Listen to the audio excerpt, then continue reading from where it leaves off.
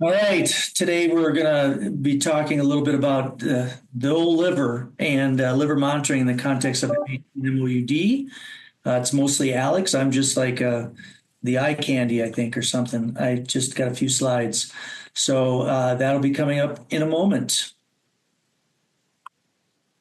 We have some wonderful upcoming talks on the schedule. Genetics and opioid use disorder is coming up on August 13th with Dr. Leslie Hayes.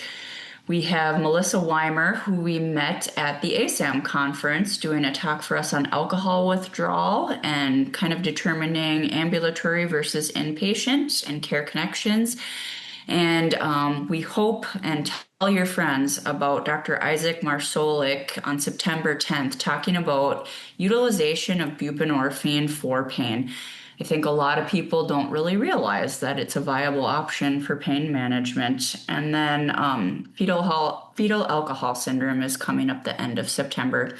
Also, if you're interested in other echoes, those are listed at the bottom of the screen.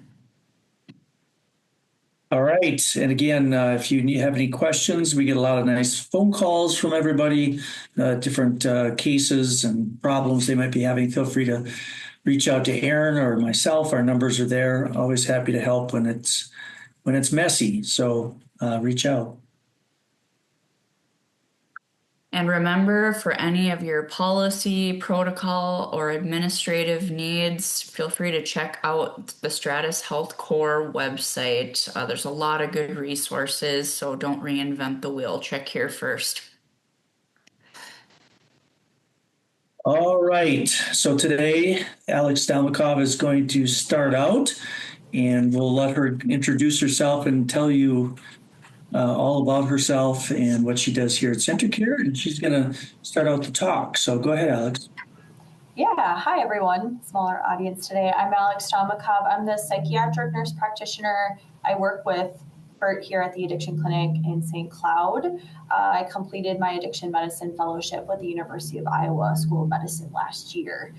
Completed all my other schooling through the U of M and worked for M Health as a nurse before I got my doctorate. So yeah, I'm going to talk about hepatic health in the context of opioid use disorder, alcohol use disorder, and the medications we use, because I don't know about all of you, but it's a pretty frequent conversation I feel we're constantly having in this clinic that doesn't always feel quite clear. So I really hope this is helpful, spark some discussion, and then we were hoping that it would be very kind of case-based. Is everyone okay with me continuing on? Yes? Oh, yeah. Okay. I'm just putting here, we have no disclosures, no conflicts of interest. We both work for the addiction services in CentraCare here. Intended audience, this is just anyone who doesn't feel completely confident in how frequent to monitor the liver in patients that have OUD or AUD, so alcohol or opioid use disorder, or anyone who doesn't feel completely confident in which medications then can you offer for these disorders in the context of severe liver disease. If you, for some reason, feel completely confident in the above, then maybe this PowerPoint isn't for you. I'm hoping everyone gets something out of this. Agenda for today, we'll talk first about background of hepatic health in the context of substance use disorders. Then we'll talk about just hepatic health in general. We'll go into cirrhosis. Then we'll kind of talk about alcohol use disorder guidelines. How often should we be monitoring the liver for this population, or depending on what medications they're on for alcohol use disorder. Then we'll break into cases 1 and 2, discuss a situation with Vivitrol, one about naltrexone as it pertains to alcohol use. Then we'll kind of pivot. We'll talk about guidelines on, is there any guidelines to monitor the liver with people with opioid use disorder, or any specific liver monitoring when we talk about medications for opioid use disorder, like Suboxone. Then we'll go into cases 3 and 4, a case about Suboxone, a case about Sublocade. Lastly, we'll try to bring it back and apply it to practice for you, and then we'll do a summary. Okay, so starting with background on hepatic health and different substance use disorders, you might already know this, but the most common preventable cause of liver disease is excessive alcohol use, followed then by viral infection, so hepatitis C. Liver disease, unfortunately, is still one of the top 10 leading causes of premature death, which is really too bad because it's really a preventable thing, especially with the disease like alcohol use disorder. The CDC actually found a twofold increase in hepatitis C rates since 2013 that aligned with rates of IV drug use that, as we'll talk about, aligned with the opioid epidemic. Most common findings of liver disease and opioid use disorder is most often from untreated hepatitis C. So just remember, it's kind of a insidious silent thing. A lot of patients might have it and not know. Alongside the opioid epidemic, rates of hepatitis C infection in women of childbearing age increased 22%. I think, hopefully this got adjusted, an estimated 68% of pregnant women with hepatitis C have had OUD history. That's per the CDC. So really significant amount in the pregnant population. More background. Here I just kind of did a lit search because I was curious. I wanted to know, we talk about alcohol a lot, we talk about injecting drug use, hepatitis C, but what about other substances? Does that do anything to our liver? Cannabis, by some unknown mechanism, it is hepatically metabolized. There's been cases of worsening fibrosis in people who already have hepatitis C. Cocaine, there was a case of acute hepatotoxicity related to neural cocaine metabolite. There was ischemia and transaminitis with a 12 times elevation of LFTs, but that was in the setting of rhabdomyolysis. Methamphetamine, vasospasm-induced hepatic ischemia that result with removal, and then in extreme cases, there has been some administration of NAC or acetylcysteine. Kratom from oxidative stress from the metabolites of metragenine can apparently deplete glutathione and then create this mixed hepatic cholestatic type injury to the liver. And then lastly, I kind of did some digging to see, well, does it make a difference if we have addiction treatment for people who have liver disease? And I did find this lovely retrospective study that looked at 99 patients that came from a hospitalization to follow up with hepatology. And they wanted to know what was the leading cause of being needed to see by liver specialists. 70 cases were due to alcohol use disorder, then followed by hepatitis C infections. They saw of these cases, 65% had been referred to addiction medicine while they were in the hospital, only 35% established care. Those who had any addiction history were more likely to be hospitalized in the past year. So their main conclusion is that getting access to or appropriate referral to addiction services really makes a difference in preventing hospitalizations in people with substance use disorders with liver disease. Take-home message and all of the data I just threw at you, please screen all pregnant patients. I know we do that, but outside of an OB setting, if they're coming into family med, please screen them. Screen any at-risk population for hepatitis C. So this is anyone with drug use history. I think it's super important to avoid discrimination or to avoid missing people, that we remember that it's not just IV drug use that can lead to hepatitis C. It can be transmission through sharing pipes. If someone has a cracked lip, for example, let's remember if people are using drugs and might engage in more sexual, like high-risk sexual activity. So just thinking about all the things, if there's any ongoing history of drug use and they haven't been screened, just offer it. And I always say, I just screen everybody. Are you interested? And then you want to get LFTs at baseline for every at-risk population, or, obviously if you have concerning clinical findings. So if your patient is coming in yellow. Okay, then we'll bridge to background on hepatic health. I will pass this over to Kurt. Yeah, I think things, in the addiction clinic, it's like we're not hepatologists. And so, a lot of times these patients come in and I would say in outpatient treatment, it's not unusual for us to have somebody who's severely jaundiced. And so that's a pretty common occurrence. But, really just understand what is cirrhosis, right? It's and just kind of to build the base here, we're going to talk about a couple simple things that we see come across our desks from the specialists. So cirrhosis, of course, is kind of this late stage of progressive liver fibrosis, and it's characterized by that distortion of hepatic architecture, right? And that formation of those kind of regenerative nodules. There was a point, and I can remember even in medical school, where, they would talk about how you can just get right to the edge. And if you go over the edge, your liver is not going to regenerate. It's not going to come back. And where that edge is probably different for each person. There's probably lots of different things that really help decide whether or not your liver is going to make a comeback. We know that at early stages that some treatment may improve or even reverse cirrhosis. And so much of that, of course, is avoiding the hepatotoxins, and most often, again, that's alcohol. And so when we see liver scans, or we see different things, and they've already got some cirrhosis, that's when you want to stop now, because again, once you cross a line, wherever that line might be, you may not ever get regeneration. All right, next slide. One of the things that, of course, early intervention is important. And I can tell you back 15, 20 years ago, we would see people who'd had hepatitis C for a long time. And clearly the treatments were not available everywhere. They were using different things that weren't as effective. But the treatment of Hep C has definitely turned things around.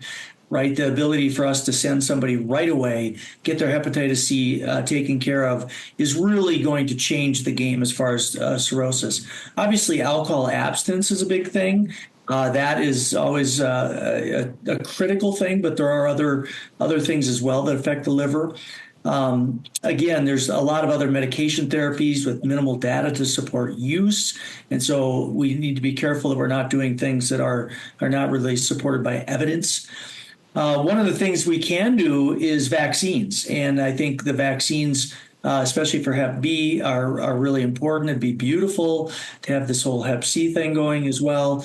But again, really the most important is avoiding the hepatotoxins and understanding that we're going to have to make medication adjustments in those medicines that are metabolized heavily in the liver, lest we increase their blood levels. Next slide.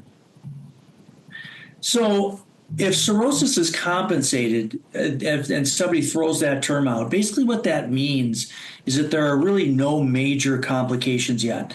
The median survival, once somebody says you have cirrhosis compensated, even if it's compensated, is roughly a little more than 12 years, right? So it's not like having, cirrhosis itself, but not decompensated is going to be a good thing. It still is going to affect your long-term survival. The only exception really is if you have varices, but you've never had a bleed, we consider that compensated. So the minute you have a variceal bleed, then you kind of fall into the uncompensated group. Next slide. I will say, I'm just going to throw out, I feel like I recently realized that. I always had it in my head, if there's varices, it's decompensated. Yep. So the decompensated group, they're people that we see with some frequency here as well. Those are patients that have had variceal hemorrhages. They are patients that have ascites already and are typically jaundiced. These patients, as you know, can just get spontaneous bacterial peritonitis, which can be fatal and is really a pretty significant problem. But also some of the things we have to think about is the hepatocellular carcinoma in this patient group, and the hepatorenal syndrome, and all these other syndromes that kind of come along with having a non-functioning liver. Next slide. Now, there have been different ways for people to characterize this. I think it's important to understand that a lot of these parameters or these ways of measuring cirrhosis came about because they wanted to know what was a risk of somebody having a surgery if they had a certain amount of cirrhosis at a particular level. And so a lot of these things weren't particularly used to tell, okay, what can we do with your medicines? What levels do we have to start adjusting things?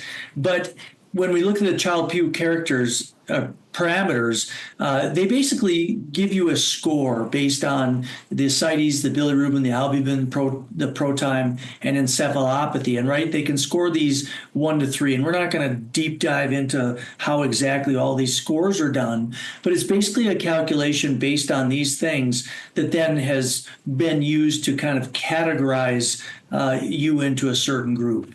And again, this was initially used for risk assessment for patients who were pre-op. Next slide.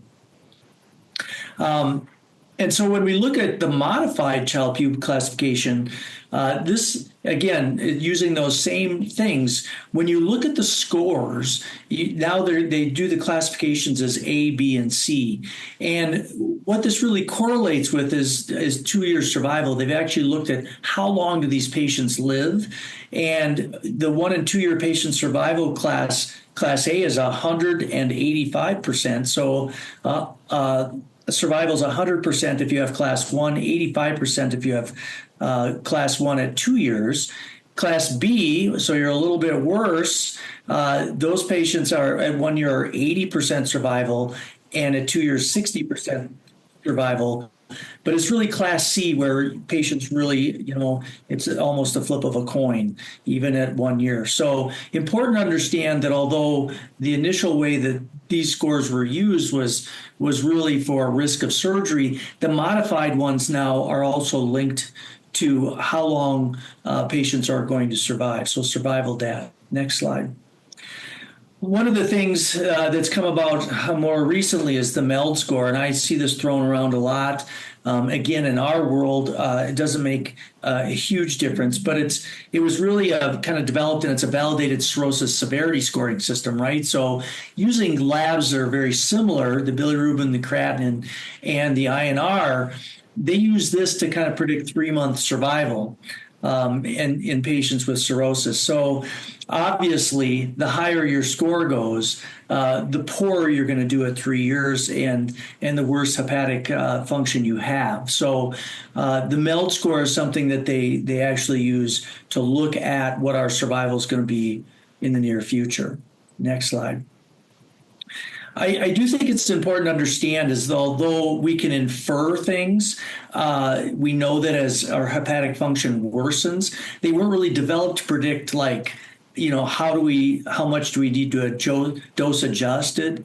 They weren't really developed for that particular reason. I think that over time, there have been recommendations based on how your function is or what level you are, percentages of what you may need to decrease medications, but that was not the original intent. They don't really predict adverse outcomes to medications, but again, are, I think, really useful for us to look at them and look at the medicines we're using to really make adjustments and to follow them closely. So just keep that in mind. Next slide, I think this is Alex. Yeah, so I'm just going to wrap up this section. We talk about looking at the liver on, are there guidelines out there if you have a patient coming into your primary care clinic, family medicine clinic, wherever you're seeing them, and they have a history of any alcohol use, at what point should you be the one to look at their liver? I want to point out that maybe unsurprisingly to us, most people, once liver disease is found, they tend to be in progressed stages. I won't forget that when I was training in Iowa, it was the first time I saw multiple cases of 30-year-olds coming in with, we were already in decompensated cirrhosis. So prevention is key. Catching things early is the most helpful. I will tell you that there's not a lot of guidelines out there. With a lit review, I was able to see some recommendations through the Committee of American College of Gastroenterology, so I suppose we can trust them. And then this kind of pairs with basically what ASAM has told us too. It's a bit more vague, and keep in mind, this is low evidence expert opinion, but any heavy alcohol use can increase risk of liver disease. What is heavy alcohol use?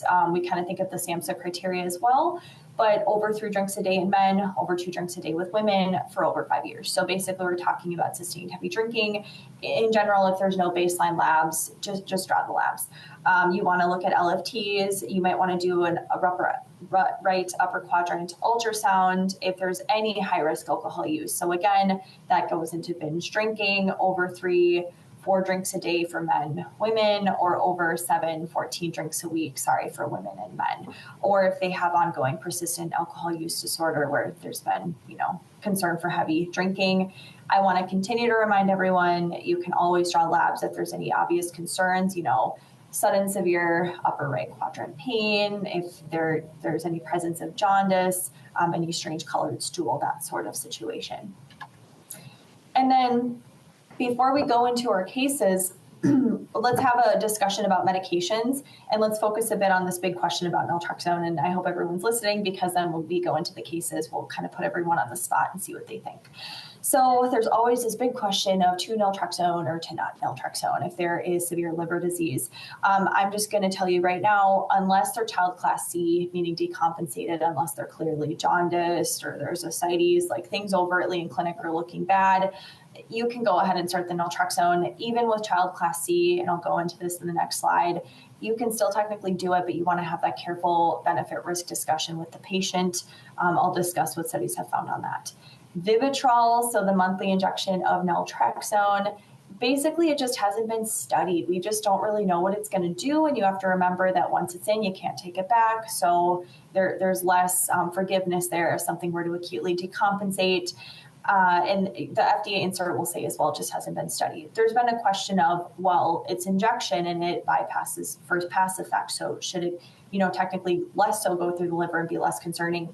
Possibly. It's just that it hasn't been studied, so no one confidently feels good in making a decision with lacking evidence. Disulfiram or anabuse, I think it's really important to remind everyone this is the one clear medication that has been found to lead to fulminant liver failure. So we absolutely do not use this medication in any context of cirrhosis or severe liver disease.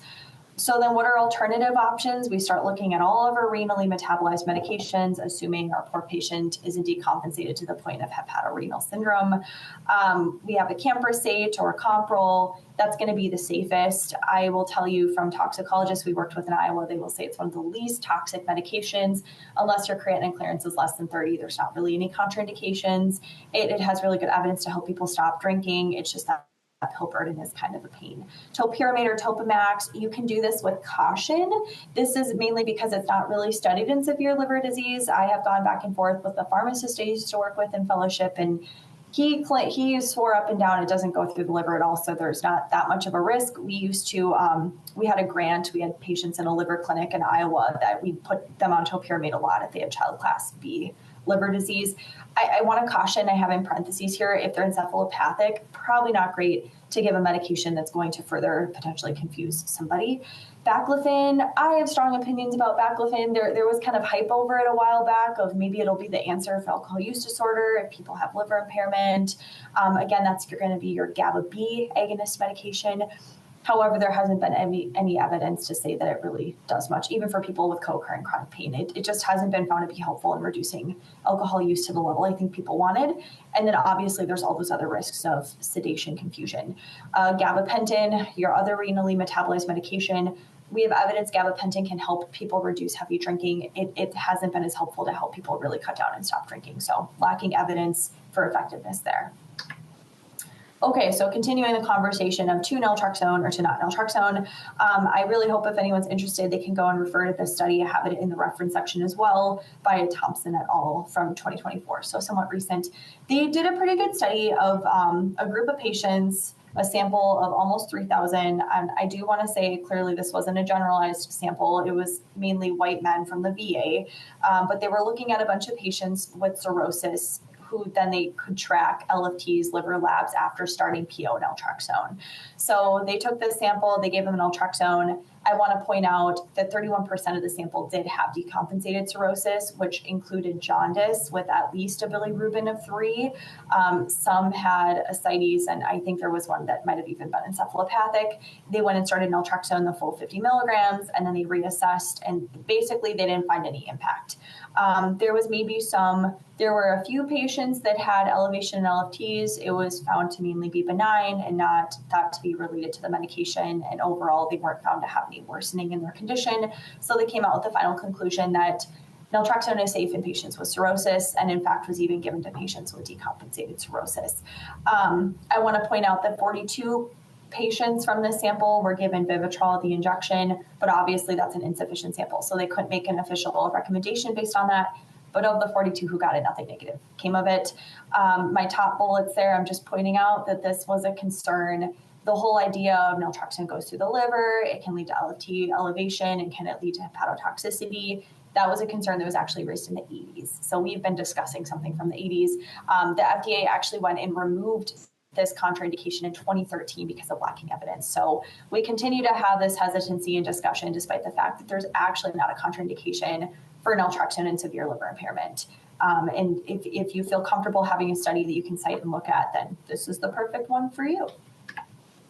Okay, so now that we kind of gave you all that background information, let's break into our cases. We'll go through the two that pertain to patients with alcohol use disorder in the context of how do we look at their labs, what do we do with medications. So I will start with my patient case. This is a 63-year-old male with a history of depression versus bipolar disorder, trauma, and severe alcohol use disorder. He wants to restart naltrexone, the oral medication. He's been on it before, not currently coming on it, and he eventually would like to consider Vivitrol. He's not currently actively drinking, but he goes in month-long spurts where he'll binge, and then he's lost to follow-up. When he does drink, he gets pretty confused and disoriented. He has significant legal issues related to his drinking, and he really wants to get treatment for it. And he previously has tried an intensive outpatient program. He does have abnormal LFTs on presentation, indicating that suspected increased ratio AST to ALT, which we see in drinking, with low platelets, kind of indicating, okay, there must be some reduced synthetic function from the liver. I will say that we have an abdominal ultrasound now. When he originally came to me, we didn't have much because he was really sporadic to follow up with family medicine. But they did calculate a fibrosis, a FIB-4 score, and it showed it was in a very elevated advanced stage, showing that there was really a strong risk of having advanced fibrosis, so then kind of suspect a cirrhosis. He didn't present with any signs of decompensation, so no jaundice, no ascites. There wasn't any EGD on file, so I don't know if there's any esophageal varices, but he wasn't reporting any symptoms that were indicative of like a GI bleed or a concern of bleeding. So the information I had is he's got transaminitis, he's got low platelets showing some reduced function, and there's a strong suspect of cirrhosis due to his FIB-4 score. So the question is, is he someone that we give naltrexone to?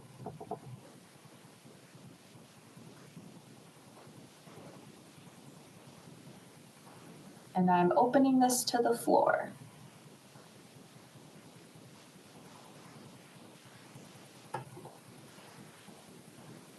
We can chat in as well if they'd like.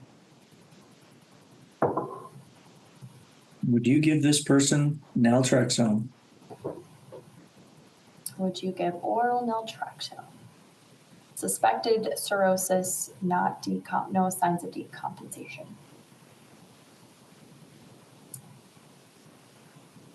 Does anyone want to take a stab at it? No one's going to take a stab, Alex. Okay.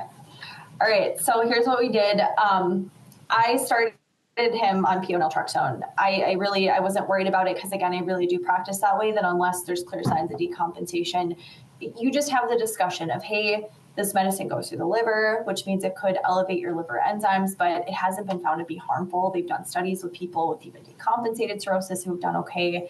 My goal is for you to stop drinking because the alcohol is going to be the worst thing in this scenario, way worse than giving you a pill that might raise your enzymes. So something I will do, and this is just anecdotal, but I have found that people have elevated direct bilirubin or LFTs that sometimes they have more GI distress when starting the naltrexone. So I might have them do half a dose for 3 or 5 days. And if they tolerate it, they can go to the full one. But that's solely for comfort. That's not because I'm worried about it. And then obviously we look at LFTs when they come back, we kind of trend labs. So we did that. He did eventually get that abdominal ultrasound, which showed clear hepatic steatosis with concerns of cirrhosis, as we suspected. And based off of that, I said, he could come back after getting the scan. We can talk about Vivitrol. He was lost for 3 months again. He had more recurrent episodes of binging. At one point, he even called the clinic, not clear what the year was. When he does come back, because he really struggles to take oral medication, I think we could have the serious discussion about Vivitrol, assuming that he does follow up with GI and they don't feel like things are going to progress, if there's any reason to believe it progress in a negative direction. My big thing with injections, which we'll go into at Sublocade, is I'm not so much worried in the moment of what's happening. I'm more worried about, is there reason to believe it could progress negatively quickly in the future? Because once you give an injection, you're committed to it for the month and you can't really adjust dosing. Just as a thought too, Alex, I think when we discuss these patients in the clinic a lot, it's like we talk a lot about risk and benefit. And in this person, clearly the risk is smaller than the potential benefit with his legal issues, with a cirrhosis. His life expectancy is going to be horribly shortened, and probably anything we can do to help him is probably for the best. Absolutely. Case number 2, this is a situation with a 28-year-old female with depression, anxiety, alcohol use disorder, severe, presenting with decompensated cirrhosis. She presents on 25 milligrams of oral naltrexone with the interest in either adjusting the medicine, optimizing it, or trying something else because she still has cravings. So it's partially helpful, but there's still some cravings present. She has abstained from drinking for a month. She's very motivated to stop completely. She's never done formal addiction treatment, but she's interested. She's really motivated. She has a 4-year-old son, and she can't do residential because she needs to be available at home for that 4-year-old. She does have worsening depression, and that has been historically the main reason she's triggered to drink. She discharged from the hospital the day prior. So she's coming to you literally the day after discharge. This was her second hospitalization in 1 month, despite the fact that she had stopped drinking, for critically low potassium levels and acute on chronic anemia. She has been followed by GI and hemoc since 2022 because she's got this phenomenon of this autoimmune blood cell lysis and sequestration of her blood cells in her spleen. It's suspected to be in context of her liver failure, that they don't feel there's some other thing going on, that's just how severe her liver failure is. On presentation, her MELD is 27. So again, that's the highest category range where you have the most likelihood of mortality in 3 months. So very high likelihood of mortality in 3 months with the score. Her Billy was over 8, but it did improve from 11 a month prior. She has portal hypertension, and they did find abdominal varices on scans, but there was no active bleeding. Overall, her albumin, bilirubin, platelets have been improving since the date of her last drink, but her INR is worsening. So that's what really kind of contributed to the elevated MELD. She is scheduled for a transplant candidacy appointment where a psychologist is going to look at her and figure out if she would be a candidate for transplant. So again, she's coming in with key complaint of, I still have cravings. Obviously, she's critically sick. What do? Do we increase the naltrexone? Do we keep it? Do we get rid of it? Are there other medication options? Does anybody want to take a stab at this one? This is a 28-year-old with a 4-year-old son. We're willing to do anything. We have clear decompensated cirrhosis.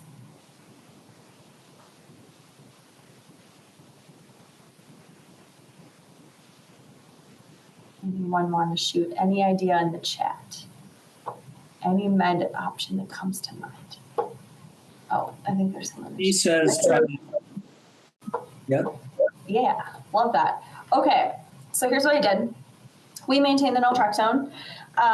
2 things here I want to talk about. Her, if anything, she's improving as she's abstained from drinking. So I'm not worried about the naltrexone because, oh my goodness, it's scary. She's got decompensated cirrhosis. But if anything, she's actually improving and the naltrexone's helping her. I told her, we had the discussion that I would have been willing to do the full 50 because honestly, when we're at this point of it's very likely there's no life in 3 months, I'm willing to offer what I can to stop this train from where it's going. And then you just have that risk-based risk-benefit discussion with her. So much more benefit if she can just stop drinking, right? She wasn't comfortable though, because I did explain it could elevate her levels, but I had to discuss the side effects, though likely benign. She didn't like that, so we went with a camprosate. I did talk to her about the pill burden. She still wanted to try it. She was a good candidate. We have more evidence to show a camprosate is more helpful in periods that we stop drinking completely versus helping people cut down if they've been drinking. So we went and added a camprosate. We kept the naltrexone. I got ROIs right away so I could talk to our transplant team. It was really important to me that as her addiction doctor, I could say she's doing all the things. She stopped drinking, try to advocate for her to have this. Different states vary, but sometimes there's a stipulation of no drinking for a year, sometimes 6 months. She really doesn't have that amount of time. So that's why I did that. I referred her to outpatient therapy for her depression, since that's a trigger for drinking. I also referred her to our PHP for addiction programming. She did that for a month. She felt depression was improving with therapy. She continued to not drink. She completed her transplant appointment. And since not drinking, her labs improved so much. Her MELD actually went down from 27 to 20. Her blood labs have been stable aside from some hypokalemia and low MEG. They had to do some aggressive supplementation through a primary provider, but she's been somewhat stable. Her blood labs are improving. I coordinated with her transplant team, and they do believe she's appropriate to be a candidate. And they did tell me that they could move her up if 6 months is too long, if things start to progress. But so far, things are looking good. The one other adjustment I made, she struggled with the pill burden via camprosate. Something I've done, and we did in fellowship a lot, is we'll adjust the dosing to 999 instead of the 666. And instead of 3 times a day, we'll do 999 twice a day. I just make sure to tell patients, hey, it wasn't studied this way, but it's better you do this than take 50% of your medicine. And I've had patients have wonderful responses to that. So just a quick trick to share with you as well. Okay, so then let's pivot. Let's talk about what about guidelines for people with opioid use disorder, and do we need to look at their liver too? So the quick thing with this is check to see if there's any hepatitis C, right? Because that's the most common thing we see in people with opioid use disorder.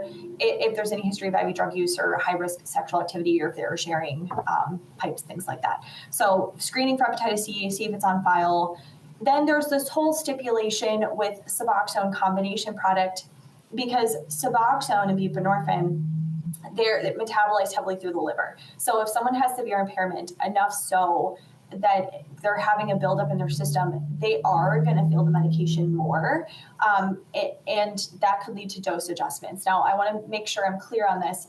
This would be for the patient who has an acute liver change. So they come in with like a hepatitis, or suddenly their liver decompensates, not just it gets progressively worse. I'm not necessarily talking about decompensated cirrhosis, and then they want to get on Suboxone for the first time. So they're not used to it. They're not used to opioids. They're starting it for whatever reason.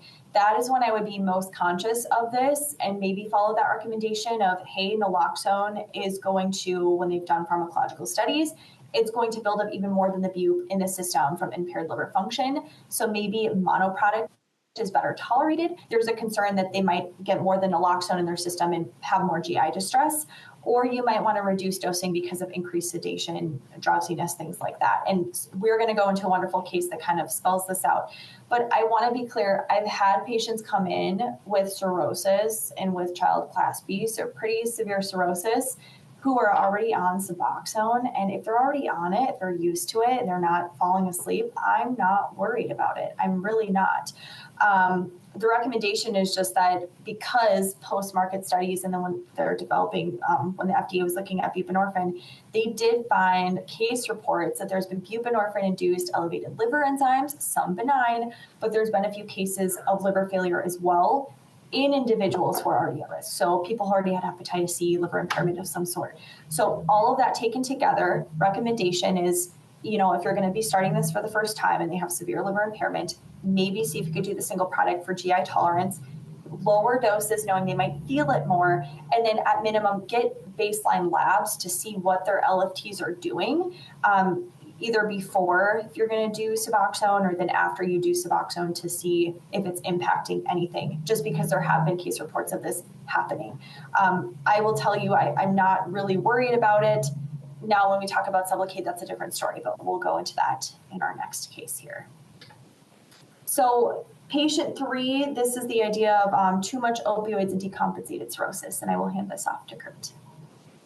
Yeah, so this is a really interesting situation, and a lot of times we get into these in the addiction clinic for interesting reasons. The lady who had a severe AUD, and she was actually trying to get into inpatient treatment, but they would not take her because she was on 5 10-milligram oxycodone every day that she'd been taking for 20 years. And interestingly, for a diagnosis of bulging discs. She had actually, when I saw her, she really didn't complain really about a lot of pain in her back, but she had decompensated cirrhosis. She had ascites. She had many paracentesis, jaundice. She's 62, looks 82 or 92, and was already connected to the Mayo Clinic and had been on the transplant list, but currently, because of continued drinking, was not a candidate. So she came in trying to get to treatment, and she needed to be off her oxycodone. Now, also, and I didn't put this on the slide, she had a lot of daytime drowsiness. She snored terribly.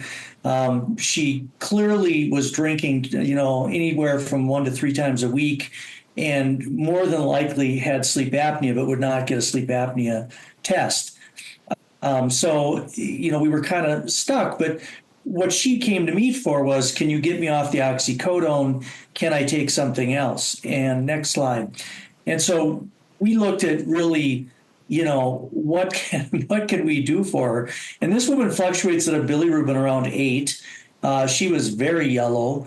And again, I had received phone calls from the Mayo Clinic, and they were very concerned about her going on buprenorphine, despite the fact that both oxy and buprenorphine are in the liver, are metabolized in the liver. So from my standpoint, the oxy was a big risk when she was drinking because she probably also had sleep apnea and was probably more likely to cause a respiratory depression, especially when she was drinking. So the big question was, well, can you safely switch her to buprenorphine? Now, she's very clearly in that worst group, right? And probably had a very high MELD, although I never saw a MELD score from the Mayo Clinic. I didn't have access to that, but I'm guessing it was high. So, can we safely switch this woman to buprenorphine? And would that be a reasonable thing to do? Does anyone Anybody want to say whether they would do it?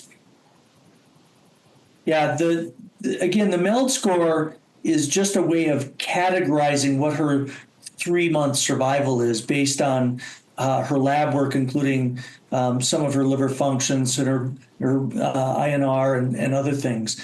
And again, I think she was probably, I still think she's probably in that category where it's about a 50% mortality every 3 months. I mean, she's pretty significant in her potential for death.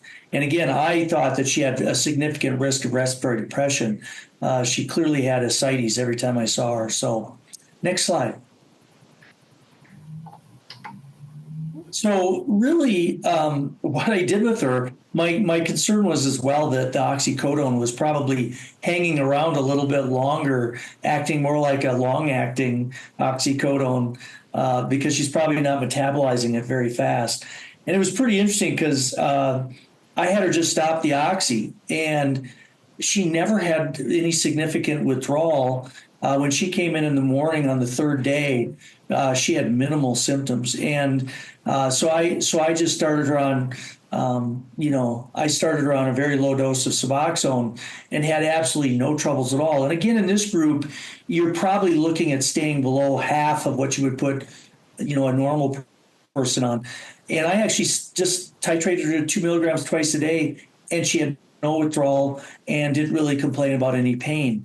The one interesting thing, and Alex and I were talking about this earlier, is that we actually did a norbup and a bup level just to see what it was, and she had a very high norbup level. So clearly she was metabolizing it and really had no symptoms of it at all. She eventually just tapered off it and stopped it herself. But unfortunately, the treatment center then found another reason they could not take her. And so she, to my knowledge, never went. And we've lost contact. So, but for the most part, she tolerated it really well. And I do think she probably could have tolerated a dose twice that big without too much trouble based on the fact that she was getting good norbup levels and I think clearly metabolizing it. So next. Okay, so then we'll wrap up with my final patient case here. Another opioid use disorder case, 47-year-old female with a history of polysubstance use. There was some history of alcohol, but not clear if she met criteria for alcohol use disorder. It was past opioid use was the main issue. She came to me having cirrhosis. Her cirrhosis was not from alcohol. It was from untreated but self-resolved hepatitis C. So she was one of the group of people who actually just self-resolved, but it already damaged. So a great example, we talk about people with OUD who are walking around with hepatitis C and they don't know. So this could have been prevented. It wasn't caught. She did have a recent hospitalization where they diagnosed her with hepatomegaly, splenomegaly, and she did have esophageal varices, but no bleed. They did an EGD and they actually did a colonoscopy as well, or there wasn't any active bleeding. But I will tell you, when she came in and she was so distended, I was worried there was ascites, and no, it was actually just enlarged organs. Child Q class A, so we've got cirrhosis, but the best category, so the least severe, with the MELD of 8. So again, least severe, very high likelihood that she doesn't die in 3 months. She had a slight elevation in her ALK phos. She came to me stable on buprenorphine. It was Suboxone, the combination product, 20 milligrams. So good example, someone with liver disease who's already on it, presenting totally normal. She's wanting a dose increase because she's still having cravings, and then she really wants to bridge to Sublocade. Okay, so can this patient receive Sublocade? Can someone with cirrhosis, that's child Q class A, and can they go on to Sublocade? Does anyone have any thoughts about that? Any strong opinions?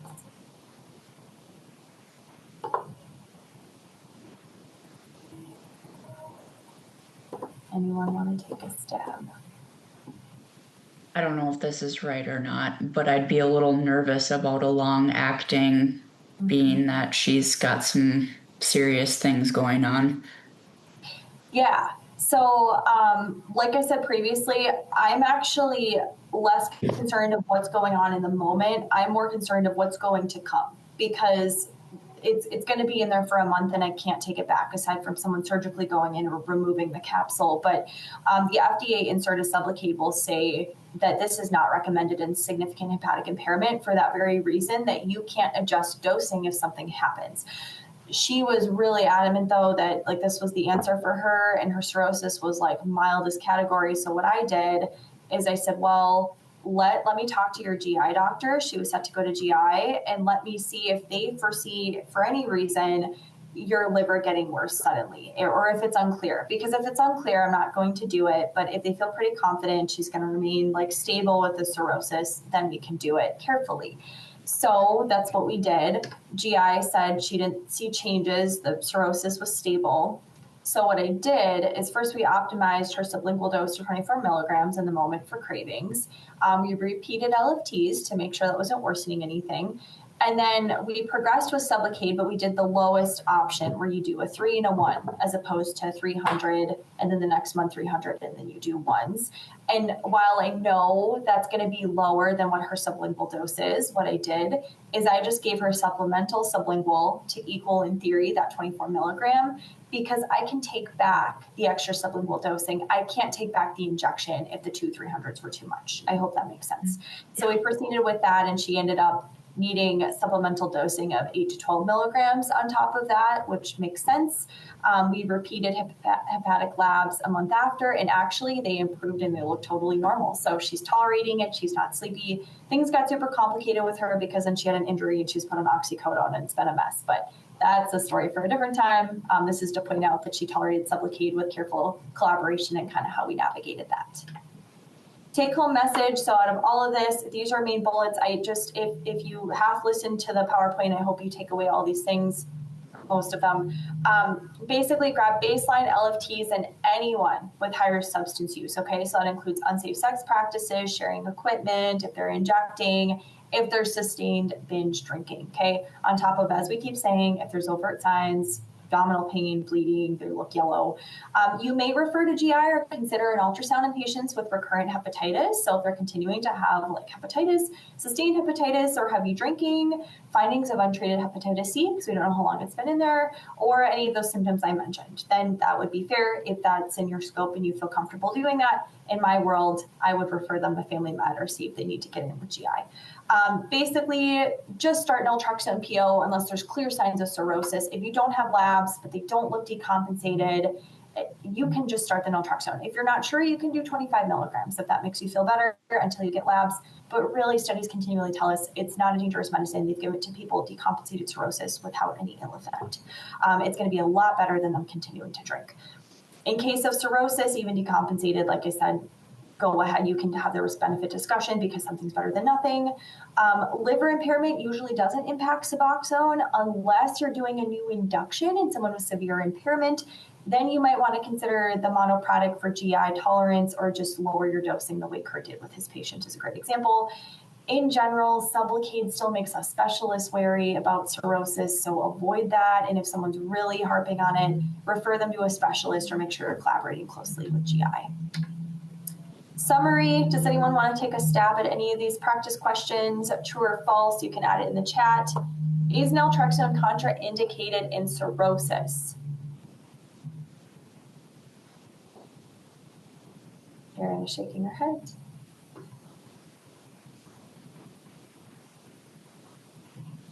It is false. That is correct. I hope everyone took that away. A medication for substance use disorder that can lead to fulminant liver failure. What is the one that I said actually can lead to liver failure? We forget about this. Do not do it. Correct, and abuse. Hepatic labs are indicated prior to naltrexone start. Is that as clinically indicated? Never or always? Or we're starting naltrexone.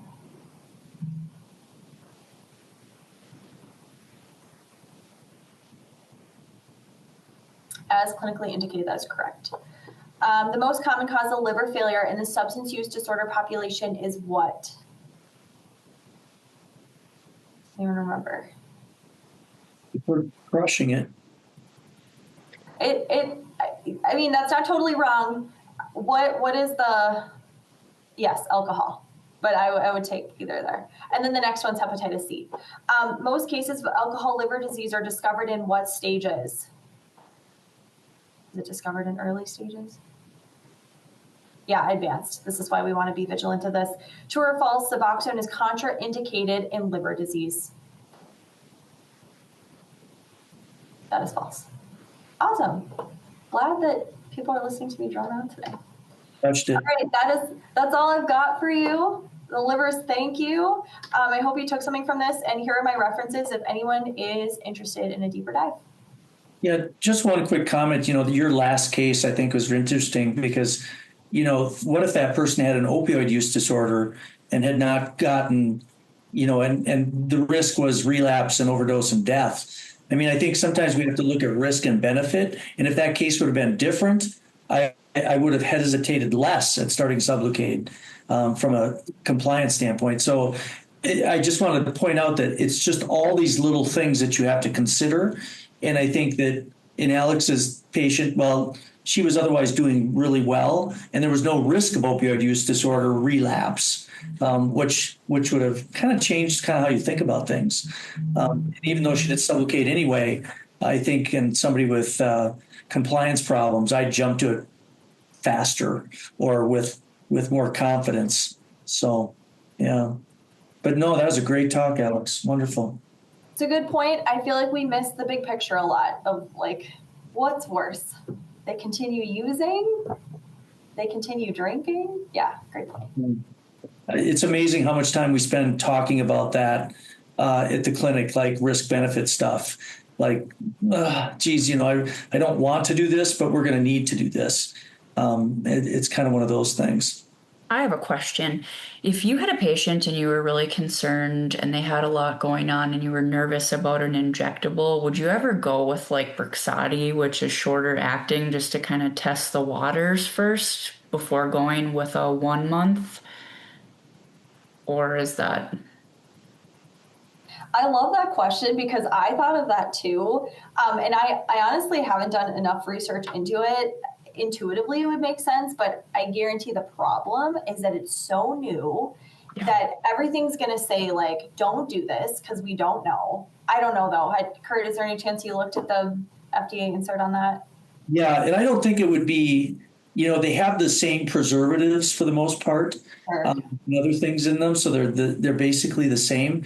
The issue is going to be, do you carry both of those in your clinic? And like we don't, Okay. we wanted the... it's just such a hassle that we could use that. There's a note in the chart or in the chat too, Alex. Hepatologists, are they usually okay with bup and naltrexone decompensated? To be honest, I haven't had the opportunity to collaborate with a hepatologist with that situation. I have with cirrhosis. I will say that the experience I've had is like, I don't know anything about bup, that's all you, and that's what you're comfortable with. Like they'll speak to the liver, but they'll say, you do what you're gonna do, and they don't even wanna touch the bup discussion, at least in my experience. Now, I adored where I trained, nothing negative on Iowa, but what I will tell you about in Iowa, they were like, it felt very rigid and behind on the idea of naltrexone and liver impairment. It was like, whoa, we're not even supposed to be doing this, and this looks terrible. If someone even had transaminitis, they were really careful with it. And so I just think it's interesting how where we practice, a certain culture develops around meds from like old things we were told, and we hold on to that. So I don't know with the GI specialists how they would feel here with naltrexone. I will tell you, when I have patients come from the hospital, I have a lot of people who come to me after like empath or hospitalization, and I can see in there that psych will consult and they'll put them on naltrexone. Like my decompensated lady, she was put on naltrexone half dose, and I don't think anyone really batted an eye. So I feel confident Centricare has been with the times. And I think too that one of the interesting things is there's still this stigma and this fear of buprenorphine. And when I got the call from the Mayo hepatologist about my patient and me switching them to buprenorphine, and to be clear, Mayo Clinic does not have a lot of buprenorphine prescribers. They do it out of the family medicine group, but they don't have an addiction clinic that does it a lot like we do. That's actually Olmsted County right across the street. But they were so concerned about the buprenorphine. And I think it was funny to me because this patient was already on an opioid, a full agonist opioid. And so I do think some of it's just kind of this weirdness where people don't know that much about bup or they're afraid of it. And in our world, we're like, yeah, this is no big deal. You just cut it back. So if a patient has increased liver enzymes, hepatitis, do you use the Suboxone or the Subutex? In the hospital, I know that they're going to always have Subutex, so they're going to use that, and that's just going to make everything easier. In the clinic, we don't have access to it. We'd have to submit a prior auth. It'd be a whole thing. So I would be fine using Suboxone, depending on how significant the transaminitis is, or if there's other symptoms going on. I might lower the dose if it's their first time going on Suboxone. Okay. I think the only thing that also makes me think is that we get a significant number of patients who have GI upset from the naloxone portion. If you got somebody hospitalized and they're having other things going on, sometimes it's just cleaner to go Subutex, so you only have one drug as opposed to two. If I was inpatient, I would just do Subutex. And honestly, I wish we just had Subutex. I agree. I think it's just a cleaner med, But if the patient is the one requesting because of the liver, because a lot of patients come in and they said, my liver is this, I have hepatitis, requesting the Subutex. I'm pretty sure for prior auth reasons, you'd have to have clear evidence that there's GI distress with it.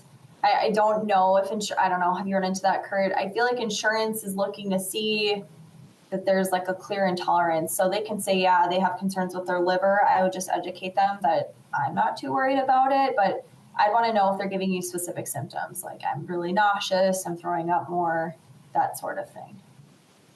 Yeah, I mean, I think too, in the past, there was this real interesting feeling about giving Subutex to people. I have a lot of people on Subutex. I don't know that I've ever seen anybody misuse Subutex like IV or the ways that they were concerned that they do it. I do think it's a insurance company stigma associated with Subutex. And for the most part, if I why put naloxone in with Suboxone? If you inject Suboxone and you're using heroin, you're going to go into withdrawal too. So, it doesn't really add a lot. So I'm not really, I don't know, Alex, I think you're kind of like me. I don't worry too much about prescribing Subutex as far as misuse. And I don't worry as much when patients come in and say, I've taken Suboxone, I get sick from it, or I have this problem, I'd rather take Subutex. I generally don't have a problem with that. I don't care. And I mean, I'll even tell you, the jail guys I took care of in Iowa, they would openly tell me that what they do there is they dissolve down the Subutex and snort it. But what's funny is they do it like 3 times and then it would get boring. Because the thing about buprenorphine is people get used to it so quick. It just becomes like nothing. So if people, even if they are misusing it, it's a pretty boring drug to misuse. They're going to get used to it and it's going to get boring. And I just haven't really seen it. I mean, even on like street value, if you want to say, patients will tell you that no one really even tries to misuse bup because they know that it becomes boring really fast. And that I'm just sharing that based off of different things patients have told me. I'm so not worried about it. Yeah. And people are mentioning the prior auth. It's funny because I do think the prior authorization for Subutex has gotten easier than it was 8 or 9 years ago. Now, is it perfect? No. But there's just times where, you really want it and they won't give it to you. But I would say that's been less common now. I would agree with Lee. It was a great talk, Alex. So, Does anyone have any last burning questions or a case they just want to run? Anything that this sparked? otherwise, we are at time. All right. Well, thank you, Alex. Thanks, everybody, for coming. We will see you all in a couple of weeks with another great talk coming. So thanks again. Have a good week.